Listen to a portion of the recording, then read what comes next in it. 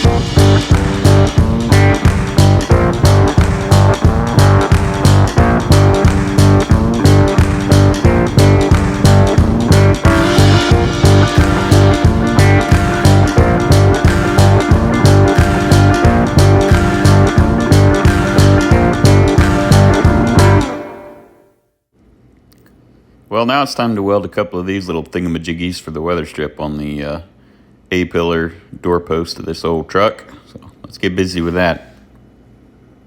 It's going to be really fun, I think.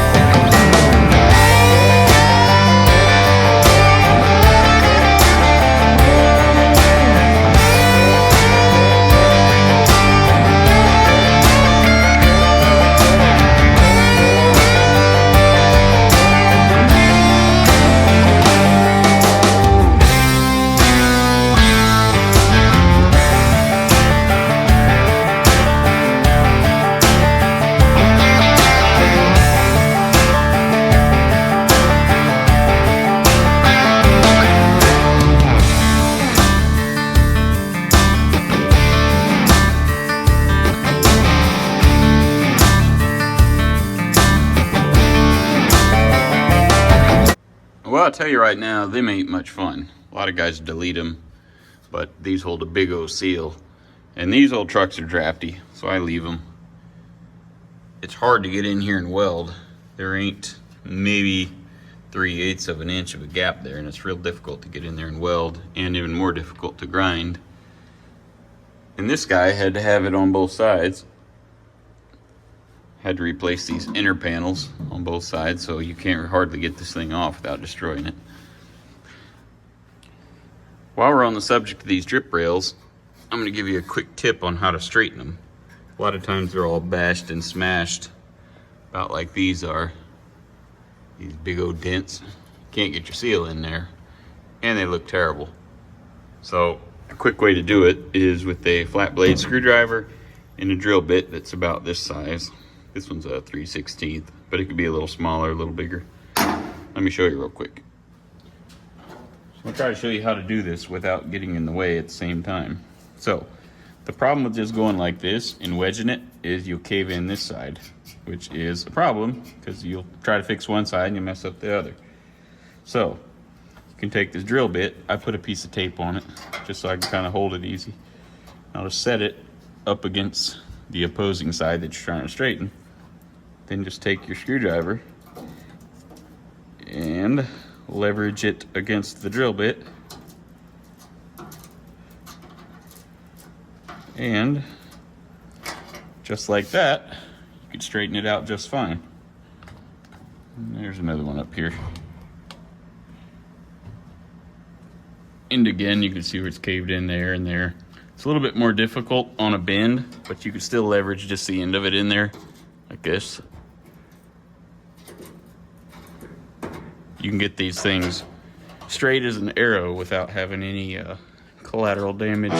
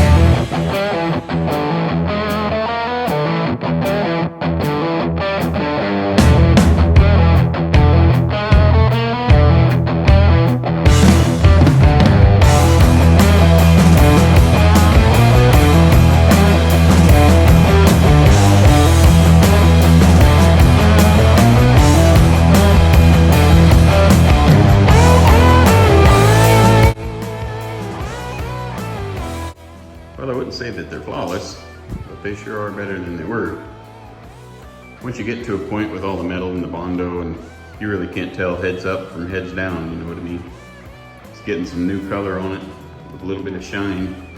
You can really see what it does or don't need without having too much fits. It turned out really nice. This one, when we got it started with it, it had been just folded up. There's like a taco right here. So I beat that thing out, and this old original sheet metal is far superior to any of the new garbage that they sell.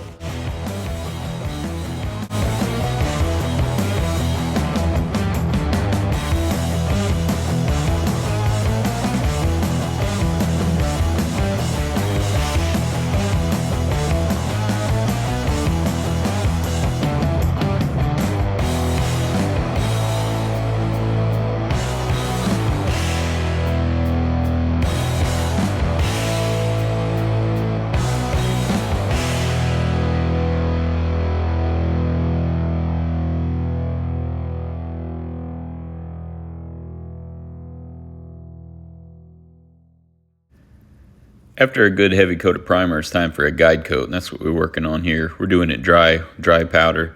Works really good. It's not nearly as messy as wet sanding it. No need for wet sanding it at this point anyways, so we'll see what it looks like here in a second. Alrighty then. So, the area I sanded, right in the middle of your screen there, I vacuumed it up. Don't pay no, never mind what's going on, all that over there. Haven't sanded that yet. For a demonstration, look at that. What once looked like pretty good flat surface, we've got all over the place. See outlines where body filler was. You can see little grinder marks like these. You can see low spots, very small dings, sanding scratches. That is why you need a guide coat. I haven't done some of the other spots yet, but if you didn't do a guide coat or know how to use one, you would have painted right over all that stuff.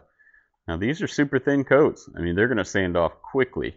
Well, I kind of feel like you've had enough of watching me sand primer and apply Bondo on the cab of this truck, so she's looking pretty good.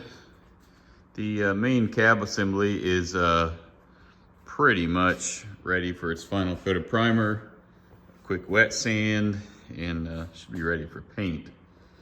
It's had a tremendous amount of work done to it. Obviously, this truck has sat outside for its entire life, and it's a 54 model, so you can imagine. I'm not trying to fix all the little factory defects, like there's stamping marks along the firewall. We're totally fine, meaning me and the owner, with leaving some of the factory details with it. Just pretty much slicked it up. There's no holes on the firewall anywhere that are not being used. That little bracket there was something I added, as was that guy. You've already seen the video probably on the master cylinder on the wall. I've got that fender over there just hanging on there to kind of give you an idea what the ride height is going to be. The Mustang 2 front suspension is all assembled. Everything's painted. I've got air lines run to everything already. I need to get a battery put in this thing here directly so that we can air the thing up and down and piddle with ride height adjustment or whatever. On the interior, it's pretty much same story, pretty much ready to paint. Done some seam sealing.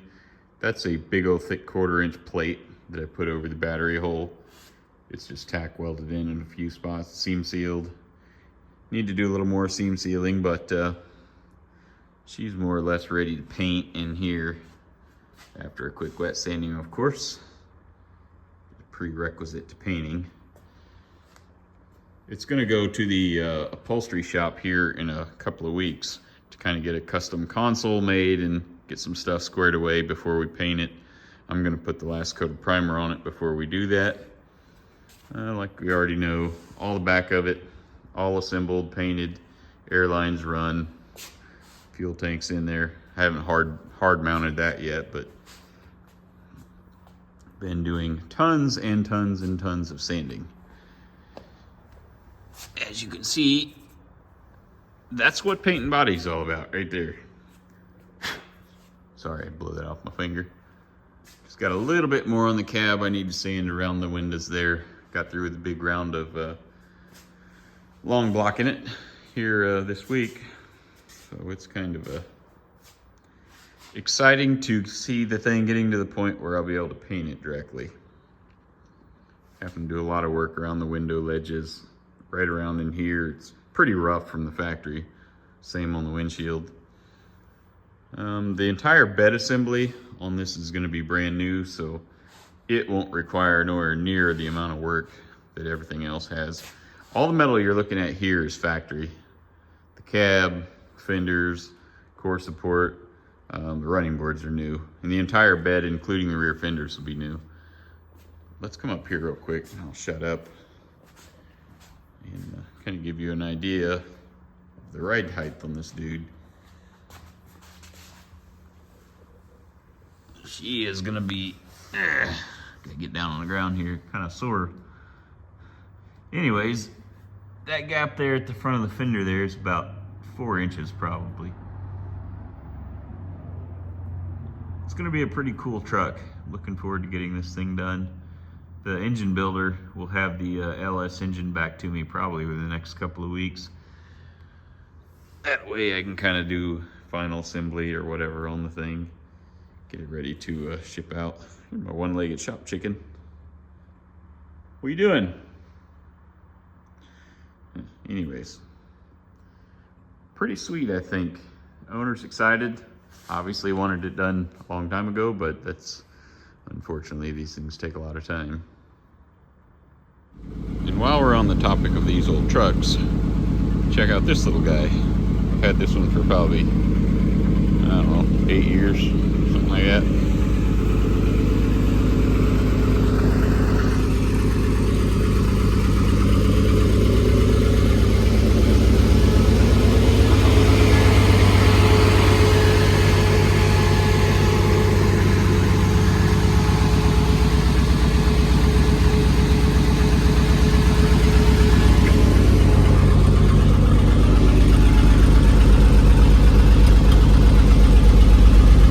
Legit old wrecker truck. I haven't touched it in probably 6 months. See all the leaves stuck in there? Every year I pull it out in front of the shop, put Christmas lights on it. I got a big elf thing that I put in there. I mean, it's technically street legal and all that business, tagged and all.